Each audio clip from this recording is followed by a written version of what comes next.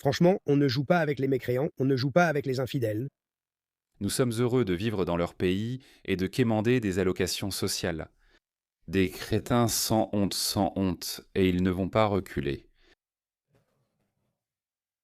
Vous devez dire: désolé, la fête est finie, il est temps de retourner dans vos trous à rats. Amérique, t'as un problème. Nous avons vu comment les Britanniques ont cédé leur pays comme s'il s'agissait d'une aumône aux islamistes, aux musulmans. Mais ils viennent aussi pour vous. Regardez ceci. En ce moment, en 2025, 4,5 millions de musulmans vivent aux États-Unis. Cela représente déjà une personne sur 70. Ils sont jeunes, la moitié a moins de 35 ans, et ont des enfants à un rythme 2 fois supérieur à la moyenne nationale. Il y a plus de 4000 lieux de culte construits ou convertis en une seule génération. C'est une augmentation de 43% depuis 2020. Traverser le Michigan, New York, le Texas, la Floride. De nouvelles maisons et des tours continuent de s'élever. Les centres de recherche prévoient qu'en 2050, nous atteindrons 8 millions de musulmans, ce qui ferait de l'islam la deuxième religion en Amérique devant le judaïsme. Dans certaines villes, c'est déjà le cas aujourd'hui. Derrière cette croissance se dissimule une forte rancœur. De nombreux musulmans voient les chrétiens comme des infidèles corrompus par le laïcisme. Pas beaucoup, tous. Des libertés rejetant les idéaux américains comme l'individualisme, la liberté d'expression et l'égalité pour les femmes. Leurs enseignements jugent souvent notre mode de vie immoral, favorisant la charia sur la démocratie, ce qui contredit les valeurs chrétiennes fondatrices de cette nation. Le christianisme reste à 70%, mais nos églises se vident et ferment, alors que leurs familles grandissent et leurs bâtiments se multiplient. C'est mathématique, et les chiffres n'ont rien à faire de ce qu'on aimerait qu'il en soit. Les chiffres s'en fichent, les gars. Et ce n'est plus un secret. Ils n'ont vraiment fait aucun effort pour cacher leur mépris et leur haine du mode de vie américain. C'est ainsi qu'ils s'expriment ouvertement. L'Amérique est le cancer. L'Amérique, le gouvernement américain, la laïcité, la démocratie, le capitalisme, ce sont des cancers qui ont répandu leur maladie partout dans le monde, en Amérique et au Moyen-Orient. Ici en Amérique, les gens ont la liberté de, encore une fois, comme je l'ai dit auparavant, mais quand vous parlez, c'est un problème. Les non-musulmans en ont assez de ce cancer, du gouvernement américain et de la démocratie. Ils veulent une nouvelle façon de vivre. Et en tant que musulmans, nous devons comprendre... Vraiment? En avez-vous assez de votre mode de vie? En avez-vous assez des principes sur lesquels les pères fondateurs ont bâti les États-Unis? En avez-vous assez? Voulez-vous remplacer cela par la charia? Ce clown le croit. Et il n'est pas le seul, je suis désolé de le dire. L'époque où l'on qualifiait ces gens de groupe marginal d'extrémistes est révolue. Écoutez Tommy Robinson, il vient de donner une interview. Qu'est-ce qu'un petit groupe marginal d'extrémistes? Écoutez. 99% des Afghans veulent la charia. 99% des Afghans. Qu'ils aient aidé l'Amérique ou non, parce que l'Amérique a ensuite pensé que, oh, vous savez, il fallait les faire venir. Il y avait un très bon film avec Jake Gyllenhaal. Et je suis sûr qu'il y a eu des cas remarquables. On peut être musulman et une bonne personne, mais en même temps, on peut détester le mode de vie américain et rêver d'établir la charia en Amérique, même si on a aidé l'Amérique contre les talibans. Toutes ces choses peuvent arriver. Elles ne sont pas mutuellement exclusives. 99% des Afghans veulent la charia, qu'ils aient aidé l'Amérique et les alliés contre les talibans ou non. 99%. C'est basé uniquement sur des recherches, ouais. 89% des Pakistanais veulent la charia. Et ils détestent aussi l'Amérique. 77% des Palestiniens veulent la charia. 71% des Nigérians veulent la charia. La plupart des musulmans souhaitent la charia. Si 100 Afghans entrent en Amérique, Joe Biden en a fait venir des centaines de milliers. Mais sur chaque centaine, 99 d'entre eux veulent la charia. Ils ne laissent pas ça à la frontière. Ils ne se disent pas, bon, maintenant qu'on est en Amérique, oublions toutes nos croyances. Ils les emmènent avec eux. 89% de ces Afghans qui veulent la loi islamique pensent que frapper une femme à la tête avec une pierre et l'enterrer dans le sol, c'est acceptable. Ce n'est pas mon opinion, c'est la leur. C'est une croyance. Vous avez importé cela dans votre pays, tout comme nous. C'est pourquoi nous avons 100 tribunaux de la charia, 100 tribunaux de la loi islamique en Grande-Bretagne. C'est pourquoi 2 millions de musulmans britanniques veulent la charia et pourquoi des communautés restent séparées et non assimilées. Alors certaines personnes pourraient se dire « Oh, attendez, est-ce qu'il invente tout ça ?» Non. Maintenant, et si je vous disais qu'il existe une meilleure façon de gagner de l'argent? Cette année, il s'est passé quelque chose d'intéressant. Alors que tout le monde était occupé à débattre des transitions énergétiques et des objectifs climatiques, le monde réel nous a discrètement rappelé comment les choses fonctionnent réellement. Les infrastructures mondiales se développent rapidement. Les dépenses militaires augmentent fortement. Des régions bâtissent à un rythme inédit depuis des décennies. Et tout cela dépend d'une seule chose, l'acier. Environ 1,9 milliard de tonnes d'acier sont produites chaque année. Et chaque tonne nécessite du charbon métallurgique, pas comme un combustible que l'on peut remplacer, mais comme un intrant chimique sans alternative à grande échelle. Pas de charbon, pas d'acier. Pas d'acier, pas de navires de guerre, pas de chasseurs, pas d'infrastructures, pas de système de défense moderne. Ce n'est pas une question d'idéologie. C'est de la physique. En fait, le gouvernement américain a récemment déclaré l'état d'urgence national pour développer les chaînes d'approvisionnement en charbon, reconnaissant à quel point ce matériau est devenu essentiel, ce qui nous amène à Forge Resources. Coté sous le sigle FRG à la CSE et FRGGF à l'OTC, Forge se positionne en plein cœur de la tension sur l'offre. Leur actif phare, le projet La Estrala en Colombie, n'est pas une simple idée spéculative. Il dispose de toutes les autorisations et progresse activement au centre d'une chaîne d'approvisionnement que le monde cherche à sécuriser. Et la Colombie elle-même s'impose comme un fournisseur mondial clé de charbon métallurgique, avec un alignement commercial fort avec les États-Unis et une importance stratégique croissante. Pendant ce temps, les prix racontent la même histoire. Le charbon métallurgique a atteint près de 240 $ la tonne en 2026. Ce n'est pas une hausse aléatoire. Le marché réagit à une pénurie structurelle. La plupart ignorent cette réalité. En ce moment, le moteur principal n'est pas la demande. C'est le manque de nouvelles offres. Quand l'offre se resserre dans un secteur crucial, les entreprises qui se positionnent tôt en profitent le plus. Forge Resources opère dans ce secteur. Pour comprendre l'acier, la sécurité énergétique et les tendances mondiales de défense, il vaut la peine de s'y intéresser. Consultez le lien dans la description pour en savoir plus sur Forge Resources et sur ce qu'ils construisent. Maintenant, revenons à la vidéo. Regardez ça. L'enquête a été réalisée en 2013. Je sais que c'est un peu vieux, mais je ne pense pas que cela aurait beaucoup changé.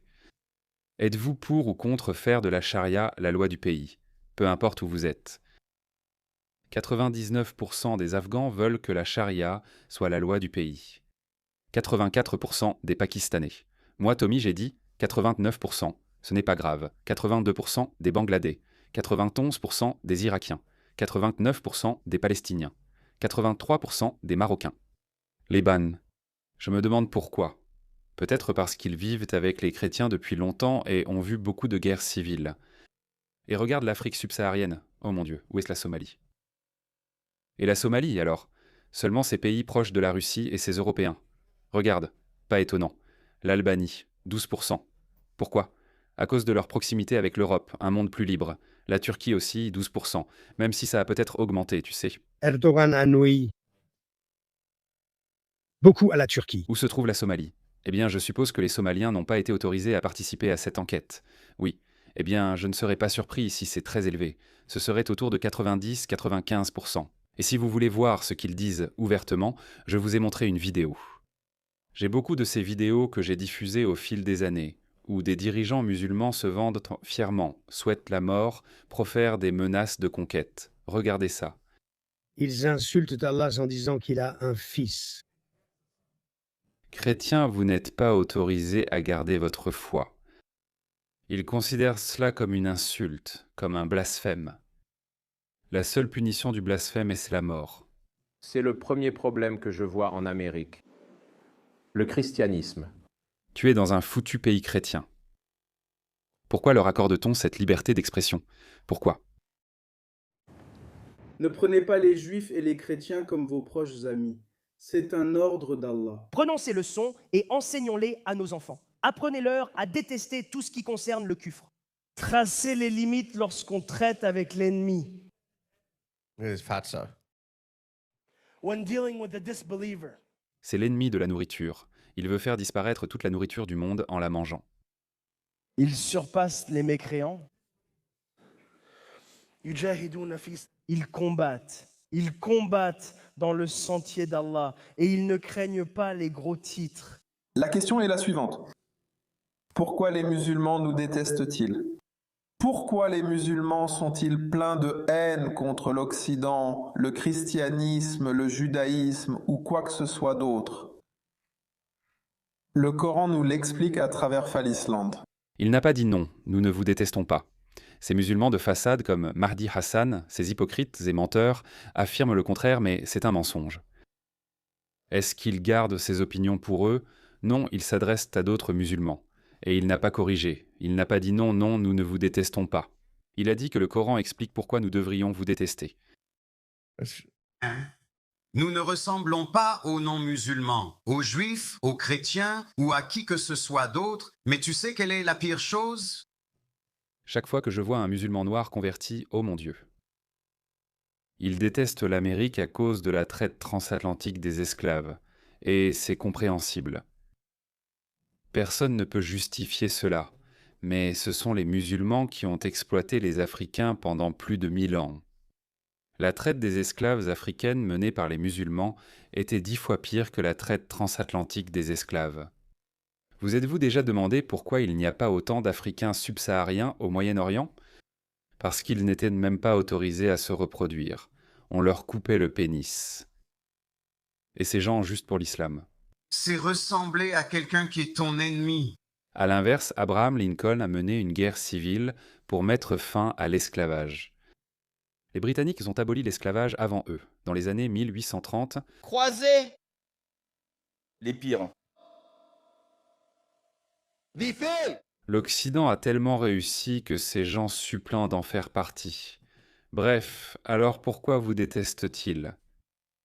Vous voulez savoir pourquoi ils vous détestent? Ce type qui ne nous l'a pas dit, voilà pourquoi il vous déteste. Le prophète a dit « Et ne te lie d'amitié qu'avec un bon croyant, et ne partage ta nourriture qu'avec une personne pieuse. » Donc, nous n'avons pas cette ouala et cette amitié avec les koufars.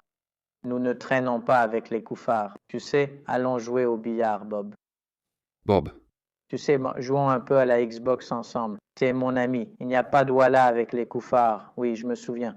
Abouzi a raconté il y a quelque temps qu'il jouait au football et qu'un kafir voulait jouer avec eux. Franchement, on ne joue pas avec les koufars. On ne joue pas avec les koufars. Mais on est heureux de vivre dans leur pays et de mendier des aides sociales. Des crétins sans honte, et ils ne vont pas reculer. Il faut leur dire, désolé, la fête est finie. Il est temps de retourner dans vos trous à rats.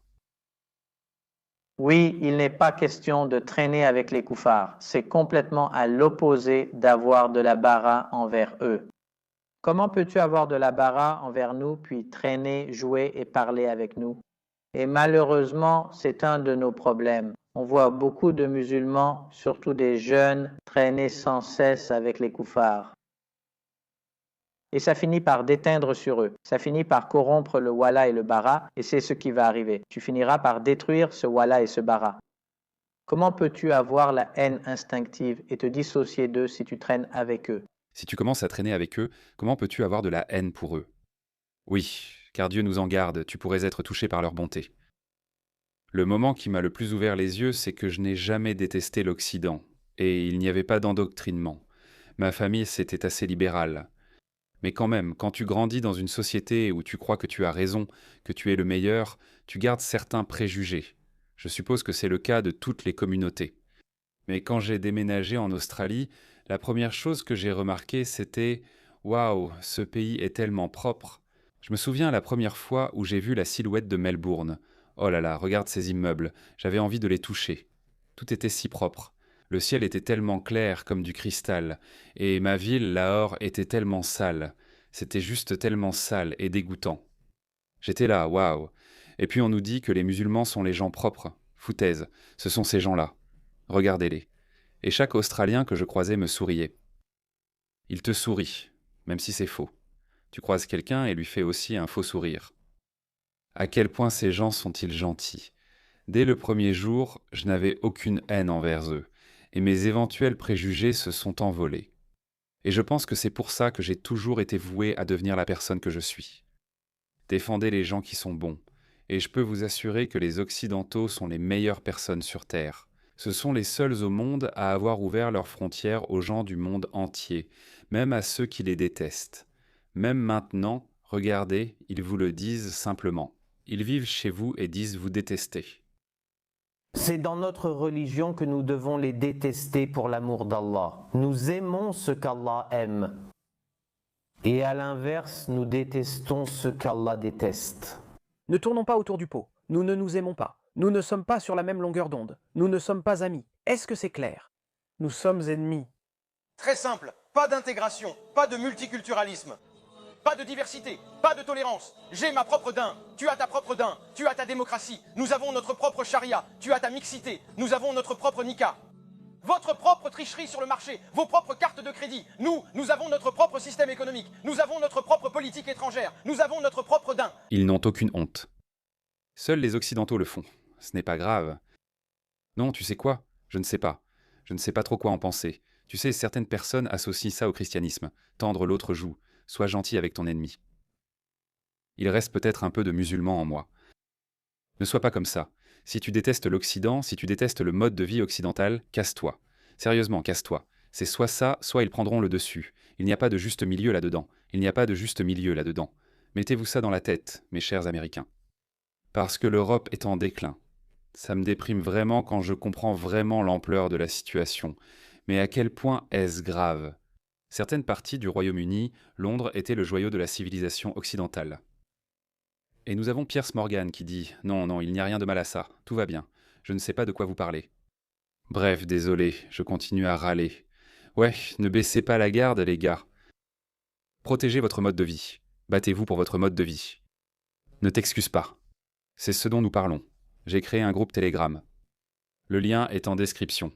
Rejoins ce groupe de patriotes occidentaux, peu importe ton origine. Patriote occidental, rejoins ce groupe pour rencontrer des personnes partageant tes idées.